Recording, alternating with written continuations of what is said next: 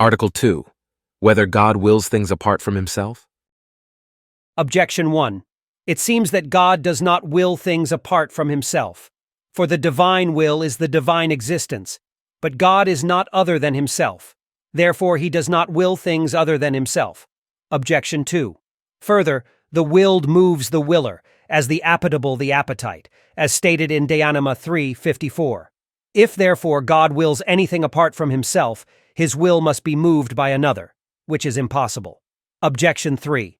Further, if what is willed suffices the willer, he seeks nothing beyond it. But his own goodness suffices God and completely satisfies his will. Therefore, God does not will anything apart from himself. Objection 4. Further, acts of will are multiplied in proportion to the number of their objects. If therefore God wills himself and things apart from himself, it follows that the act of his will is manifold, and consequently his existence, which is his will. But this is impossible. Therefore, God does not will things apart from himself. On the contrary, the Apostle says, 1 Thessalonians 4:3, "This is the will of God, your sanctification." I answer that God wills not only himself, but other things apart from himself. This is clear from the comparison which we made above, Article 1. For natural things have a natural inclination not only towards their own proper good, to acquire it if not possessed, and if possessed, to rest therein, but also to spread abroad their own good amongst others so far as possible. Hence we see that every agent, in so far as it is perfect and in act, produces its like. It pertains, therefore, to the nature of the will to communicate as far as possible to others the good possessed, and especially does this pertain to the divine will, from which all perfection is derived in some kind of likeness.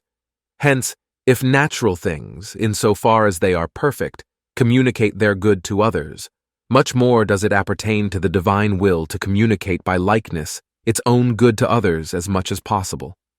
Thus, then, he wills both himself to be, and other things to be, but himself as the end, and other things as ordained to that end, inasmuch as it befits the divine goodness that other things should be partakers therein. Reply to Objection 1.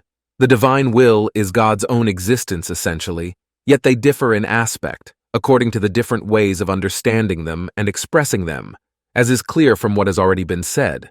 Question 13, Article 4. For when we say that God exists, no relation to any other object is implied, as we do imply when we say that God wills.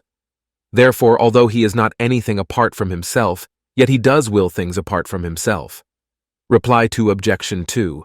In things willed for the sake of the end, the whole reason for our being moved is the end, and this it is that moves the will, as most clearly appears in things willed only for the sake of the end.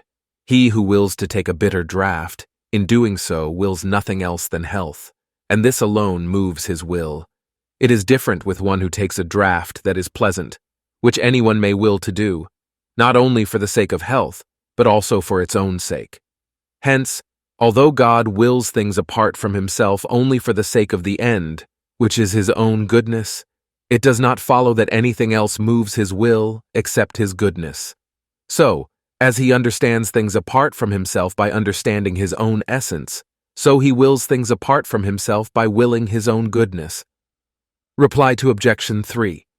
From the fact that his own goodness suffices the divine will, it does not follow that it wills nothing apart from itself, but rather that it wills nothing except by reason of its goodness.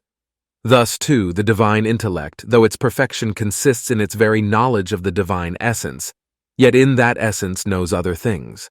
Reply to Objection 4. As the divine intellect is one, as seeing the many only in the one, in the same way the divine will is one and simple, as willing the many only through the one, that is, through its own goodness.